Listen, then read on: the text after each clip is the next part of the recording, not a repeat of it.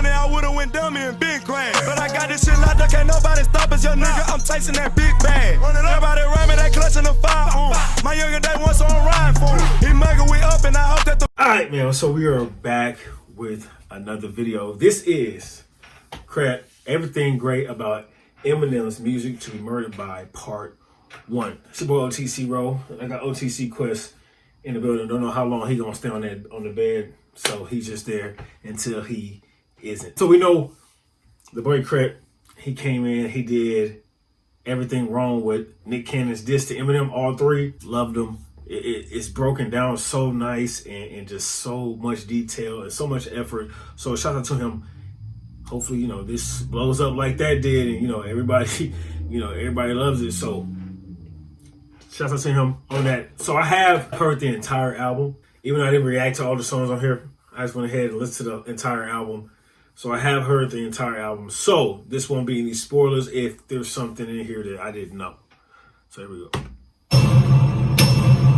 Music to be murdered by.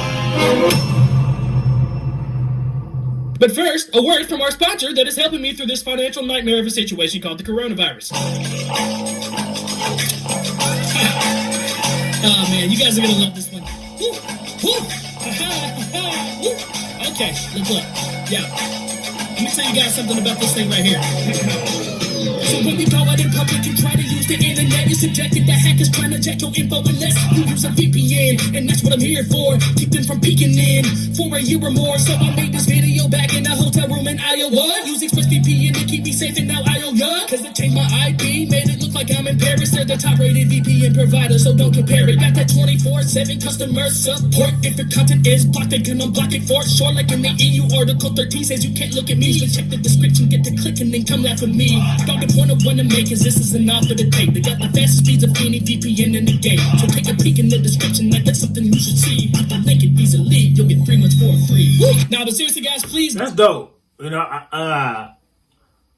Shouts out to all the YouTubers getting some sponsors, man. Hopefully, we soon here get some sponsors. I know it's gonna take a minute, but hopefully we get some sponsors here too. But that's dope. That's a good way to twist the pin on that shit. So shout out to Chris. Download to the description down below and support ExpressVPN for sponsoring this video. They are helping me a ton right now, specifically because the coronavirus has shut down my main job, which was my main source of income. So I'm really struggling at the moment. So I'm trying to do my best over here on YouTube to support all of my lifestyle right now. But VPNs do a lot. But the main thing is they protect you guys from hackers. I made this video in a hotel room in Dubuque, Iowa at a Days Inn on an unprotected Wi-Fi server. Literally, I was exposed to everybody, but I downloaded ExpressVPN, and then I was completely hidden from all that crap. Didn't have to worry about any of that while researching for making this video. So look at it this way, okay? Life without a VPN is like mailing a postcard and everybody at the post office can see what you wrote. A VPN just puts an envelope around it so they can't see it. You literally just do exactly what I did. You open it up, you click whatever location you want. They have a ton of different servers right here that can mask your IP address. You click which one you want. Others that could potentially. You guys are awesome, and let's get on into this video. But I do feel him on the coronavirus shutting down everybody's main source of income. Like I said, in many videos, I don't get paid. I get paid very, very, very, very, very little from YouTube. Hopefully I'll be getting paid more because I'm do a lot more things that are not copyrighted on the platform. So, but I do feel where Crip's coming from. Crap, we gotta hustle on YouTube, and this is how we gotta get it until everything gets back up and running.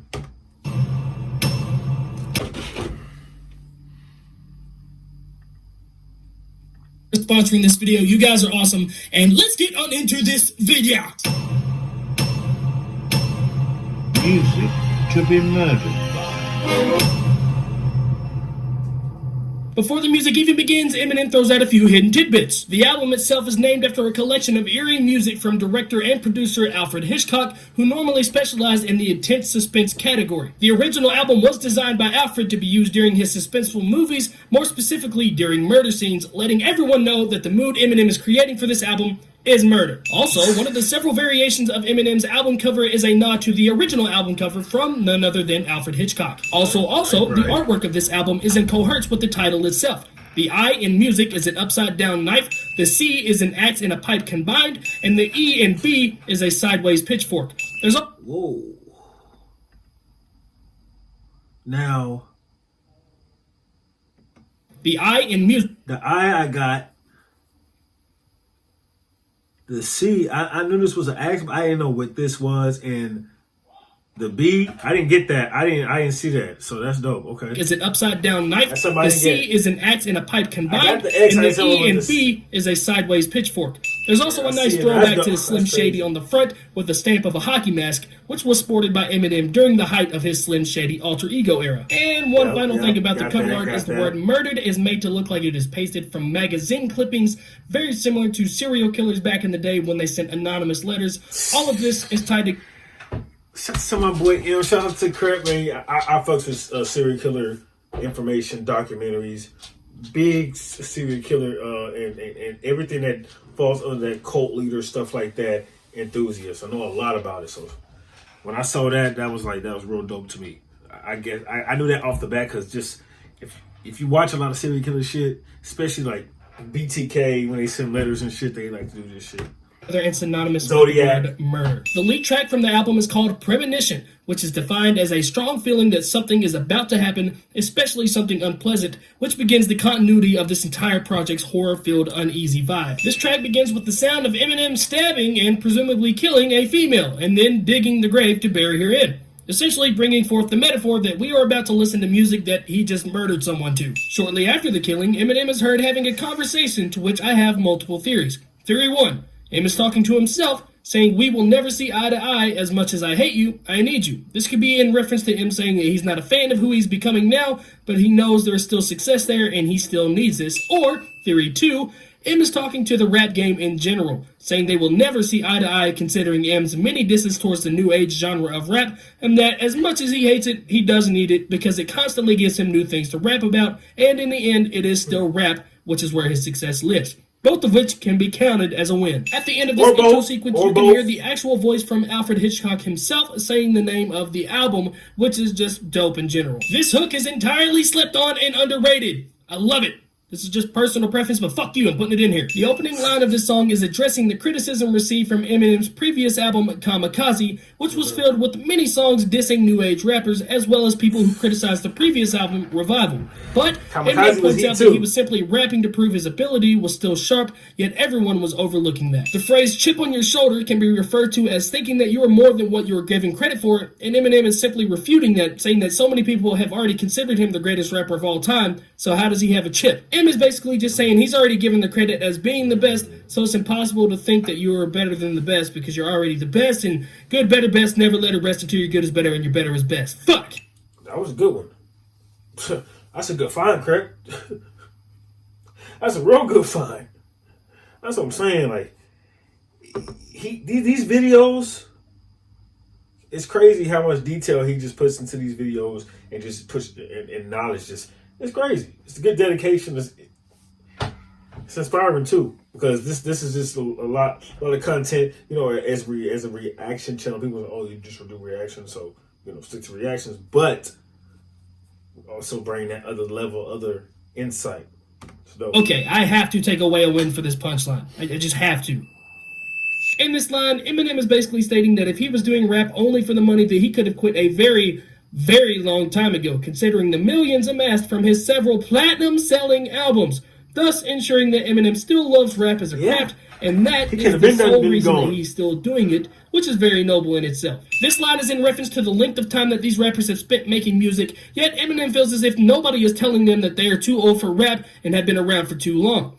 Jay-Z has 13 solo albums and has been rapping officially since like 1988, I think. Tech Nine has over 20 fucking albums. He's been doing it since 1991, has a song with Tupac, and 2 Chainz has been around since 1997 under a different rap name.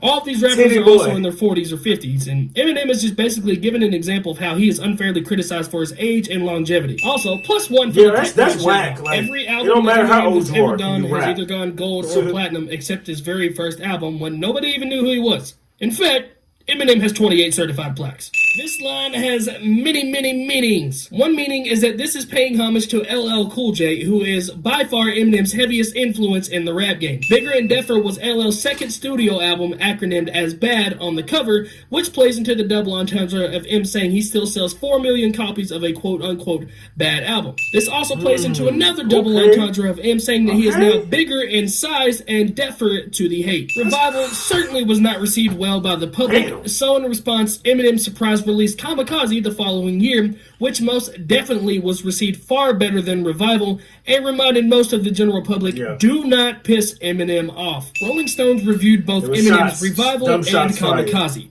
They gave the more publicly accepted album Kamikaze a 2.5 star out of 5 rating, and the rather disputed album Revival a 3.5 star out of 5 rating, which to me automatically shows how out of touch with the general public that the Rolling Stones truly are. But Eminem makes this comparison to Rolling Stones, giving his favorite rapper, LL Cool J, the exact same 2.5 star rating out of 5 on Bigger and Deffer, or the Bad album in which Eminem referenced earlier, which Eminem considers a timeless classic album. Basically, all this means that Eminem is saying his favorite rapper got a 2.5 out of 5 stars, then it's definitely going to happen to him, and it pretty much just dissolves Rolling Stones' credibility. This line is in reference to Tom Brady. Because, I mean, when I look at sales and charts and all this stuff, I don't go to Rolling Stone. You know, I've seen some things pass with some other artists other than Eminem that I don't like that the Rolling Stone has done. Artists like Young Jeezy and stuff like that. Way, like couple, maybe in the, when he had that Recession album. So, yeah, Rolling Stones, I don't know what's up with them.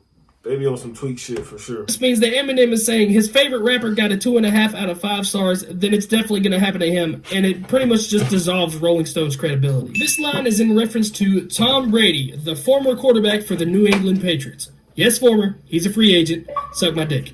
But many people consider Tom Brady the greatest quarterback of all time, who also receives more hate than any player I have ever seen.